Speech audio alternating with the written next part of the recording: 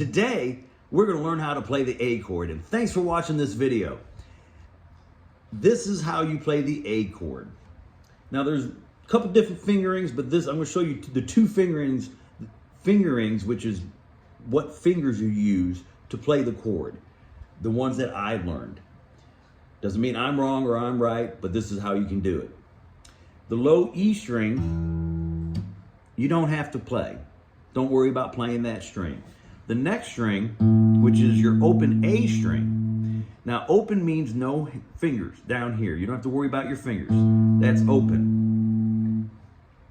Now take your first finger and put it on the second fret of the D string, the string right below the open A. This is the open A, and there's the D string. So you're at the second fret down here. Now, you're gonna have to move it back to make sure all the other fingers, yes, when you're learning to play, you want to try to get your fingers as close to the fret as possible to get the best tone and the best sound. But when you're playing chords that involve more than one finger at the same fret, you're gonna have to move your fingers around to make room for the other fingers. And that's perfectly okay. So, you got open A, second fret on the D string, and you're probably gonna have to move it back. Yeah, see how far back my first finger is? So, there's your first finger on the D string, second fret, and then take your middle finger and put it on the second fret of the G string.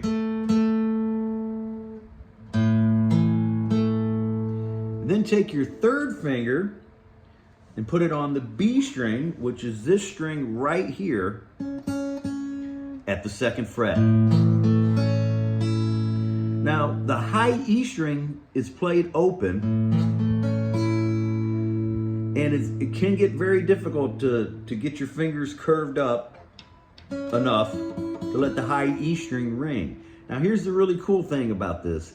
You don't necessarily have to play the high E string. You can mute it. You can have your fingers leaning over enough to where the bottom part of your finger touches the high E string to where it won't ring out. Perfectly okay. I mean, you want to work on trying to get the high E string to ring, but if it's driving you nuts, just mute it. No one is going to notice that the high E string's not being played. Guarantee you. Now here's the second way to play the A chord that 9 out of 10 times when I play an A chord, I'm going to play it like this. Now this could be a little more difficult for some people, but for some reason, this is how I learned how to do it. I just bar with my first finger, and I'm not worried about barring the high E string like I said before. I'm muting it. So I'm just barring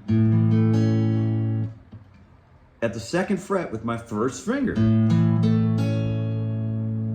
Same fingering, second fret on the D string, second fret on the G string, second fret on the B string, and I'm muting the high, well, I'm not muting it there, but 9 out of 10 times, I mute it.